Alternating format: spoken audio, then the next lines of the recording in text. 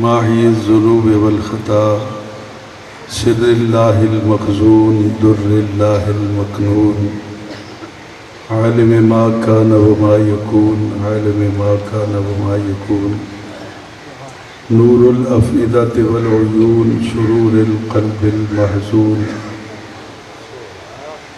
مأوانا ملجانا سیدنا محمد المصطفیٰ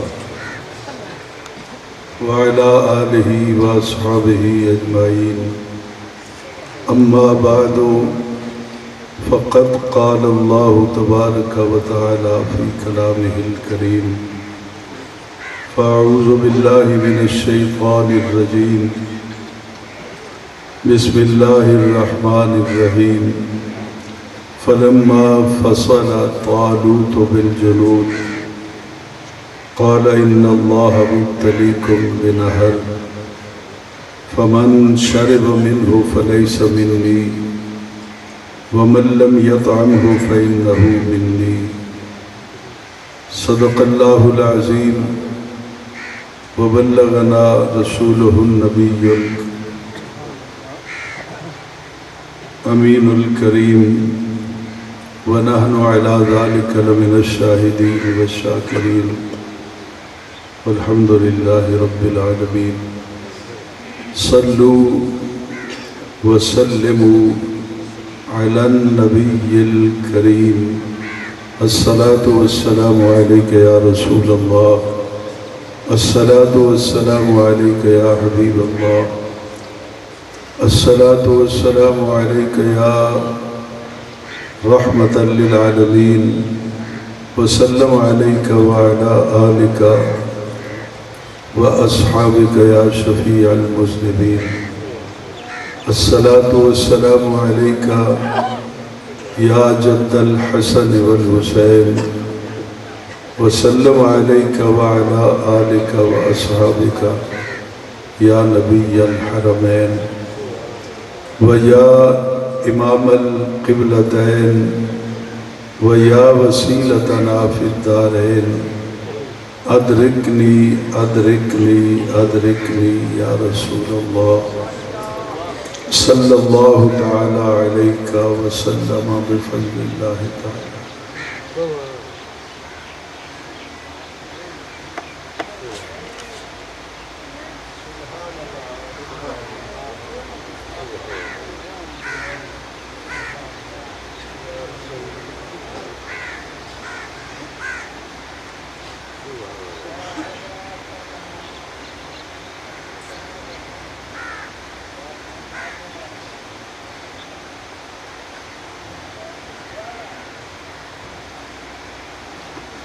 زیب محفل صدر مجلس پیران طریقت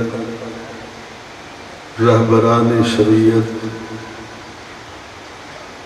مخدومان اہل سنت میر کاروان اہل محبت جناب قبلہ پیر سید محمد ثناء اللہ گیلانی صاحب پیر سید خضر حیات گیلانی صاحب دامت برکاتہم العالیہ وزیر وقار مقتدر و محترم و محتشم پیران عظام علماء ذی کرام نعت خوانان ذی قدر و معزز سامعین و حاضرین کرام السلام علیکم۔ قبل اس کے انتہائی مختصر وقت میں اپنی معروضات جناب کی سماعتوں کی نظر کروں۔ دل سے دعا کیجئے کہ خلاق عالم جل وعلا شانہ وعظم برہانہ اپنے پیارے حبیب صلی اللہ علیہ وسلم کے طفیل آج کی اس پروقار عرس مبارک کی محفل باسعادت میں مجھے حق و صداقت پر مبنی بات کہنے کی توفیق عطا فرمائے اور پھر مجھے اور آپ کو سن کر سمجھ کر اس پہ عمل کرنے کی توفیق عطا فرمائے۔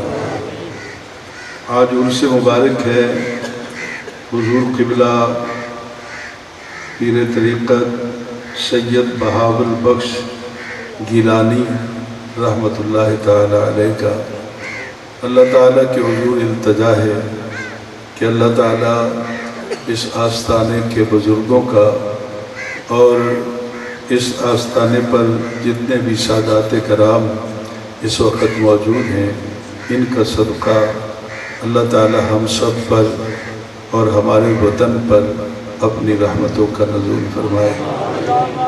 چونکہ وقت کے دامن میں گنجائش نہیں ہے اس لیے میں زیادہ دیر تمہیدی گفتگو نہیں کروں گا۔ صدیاں بیت گئیں، ڈھیر سارا زمانہ گزر گیا، قوم بنی اسرائیل پر اللہ تعالیٰ ناراض ہو گیا۔ اس قوم کا جتنا دینی اثاثہ تھا وہ بھی قوم عمالقہ والے چھین کر لے گئے، عزت ان سے روٹ گئی اور معاشرے کے اندر ان کو قدر کی نگاہ سے نہیں دیکھا جاتا تھا۔ یقیناً جب گھروں پر مشکلیں آتی ہیں، جب بستیوں پر مشکلیں آتی ہیں یا جب قوموں پر مشکل آتی ہے تو سارے لوگ بے فکر نہیں ہوتے۔ کچھ بزرگ راتوں کو رویا کرتے ہیں، کچھ مائیں رات کو اپنا دامن آنسوؤں سے بھگو کر دست سوال طلب کر کے اپنے رب کے حضور التجا کرتی ہیں کہ یا اللہ میرے بیٹوں کی خیر ہو، میرے محلے کی، میری قوم کی خیر ہو۔ جب یہ آنسو بہتے ہیں تو باب رحمت پر دستک ہوتی ہے۔ اس دور کے اندر بھی ایسا ہوا ہوگا، اللہ تعالیٰ نے اپنی رحمت کے دروازے کھولنے کے لیے اس دور کے نبی حضرت شموئیل علیہ السلام کو حکم دیا کہ ان لوگوں سے کہو کہ طالوت کو اپنا سربراہ بنا لے، مشکلیں میں آسان کر دوں گا، چونکہ اختیارات کنٹرولنگ اتھارٹی میرے پاس ہے، تم صرف طالوت کو اپنا حکمران، اپنا بادشاہ تسلیم کر لو۔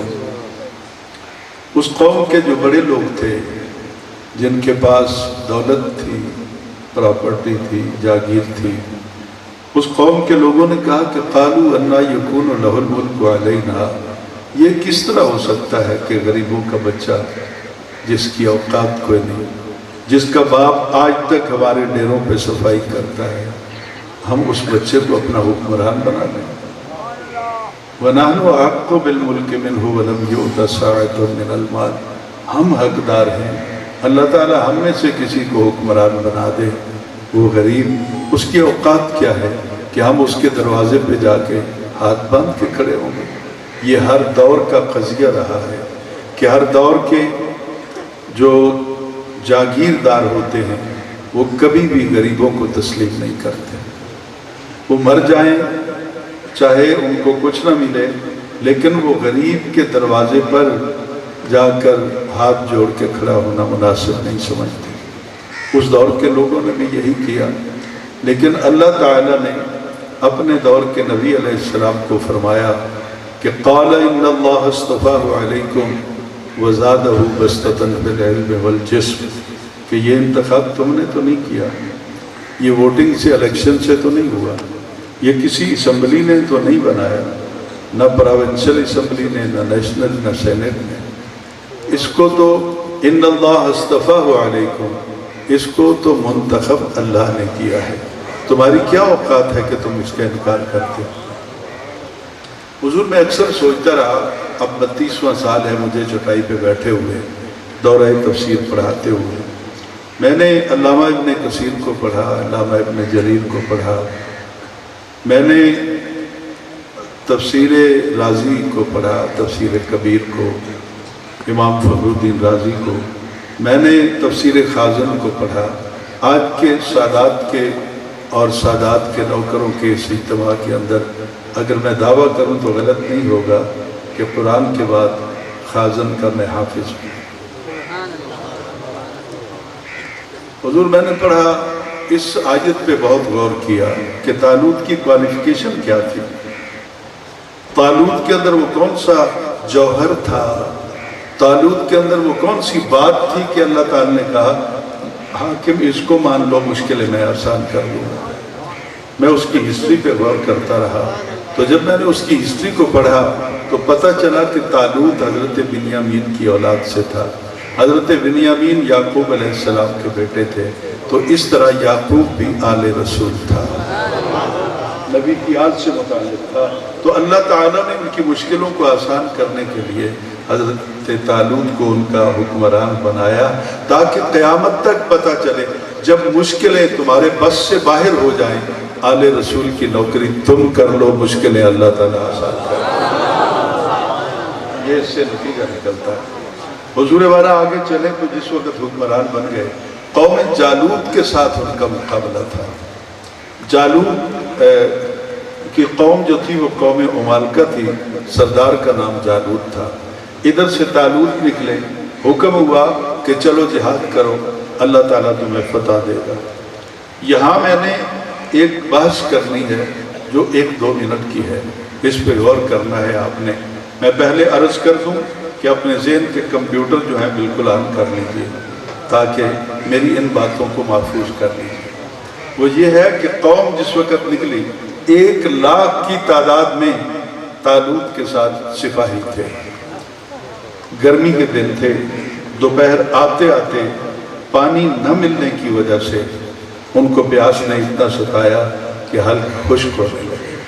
हुजूर अगर मैंने कहा था पीर साहिबान तो समझ लेंगे, चूँकि इनके घर की बात है।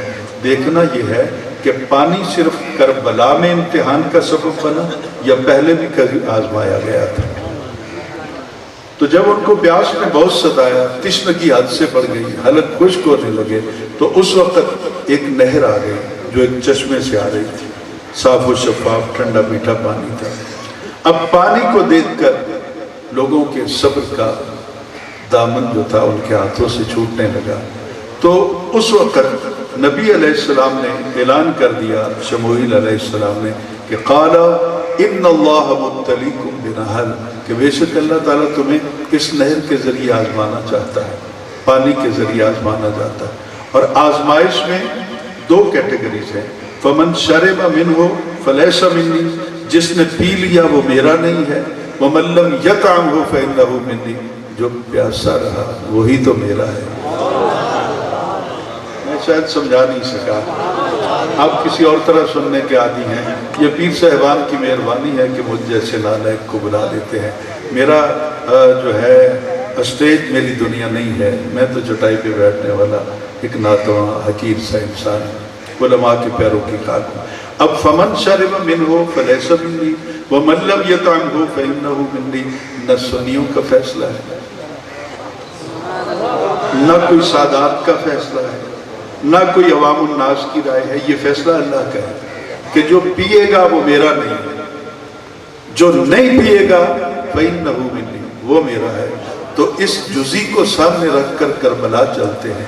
जो पीते रहे वो उसके कुछ नहीं लगते, जिन्होंने नहीं पिया वो कल भी उसके थे, आज भी उसके।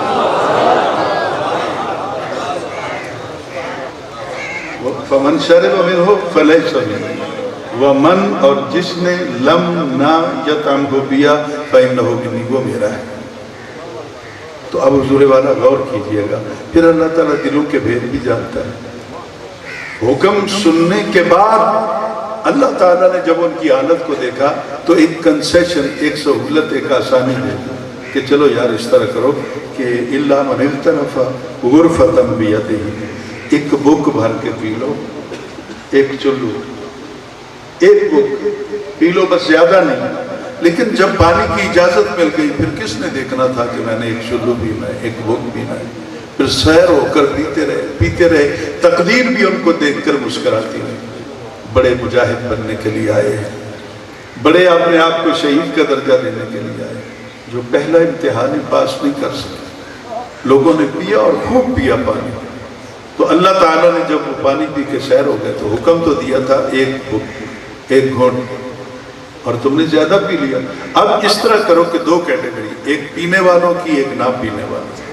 तो 1 लाख सिपाहियों में से 313 बचे, बाकी सब ने पी लिया था।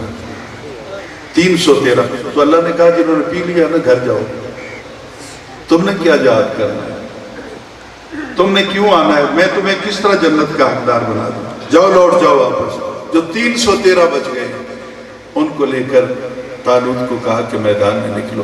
313 نے سوچا وہ سامنے بہت بڑی جفاکش قوم ہے، لاکھوں کی تعداد میں، اور جالوت بذات خود اتنا صحت مند فزیکلی فٹنس رکھنے والا آدمی تھا کہ قبلہ میر صاحب اس کی تلوار اتنی وزنی ہوتی تھی کہ بنی اسرائیل کے 20 لوگ مل کے اٹھاتے تو نہیں اٹھتے، یعنی زیادہ جسامت اور طاقتور آدمی.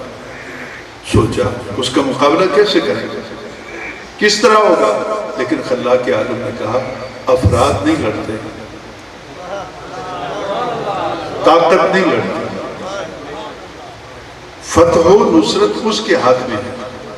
کم من فئۃ قلیلۃ غلبت فئۃ کثیرۃ باذن اللہ. دیکھو گے قیامت تک یہ تاریخ دہرائی جاتی رہے گی، کدی تھوڑے زیادہ دوتے غالب آ جاتے ہیں باذن اللہ، کہ تھوڑے دے نال اس دا اذن شامل ہوتا ہے، اس دی رضامندی شامل ہوتا ہے. اب حضور والا جب میدان میں نکلے نا تو حضرت داؤد علیہ السلام 11 سال کے تھے، وہ بھی اس لشکر میں شامل تھے. داؤد علیہ السلام نے کہا 11 سال کے اور 1 سال سے بیمار بھی تھے. یہ تفسیر میں پڑھ کے دیکھیں، آمدی نکالی تو 1 سال سے بیمار بھی تھے. حضرت داؤد علیہ السلام نئی پہ تھی، 1 سال کی بیماری تھی، تو گلیل ہاتھ میں تھی اور پوچھتے پھرتے اے انہاں چو جالوت کیڑا ہے، وہ جو دشمن قوم کا سردار ہے، میں نے تو صرف اس سے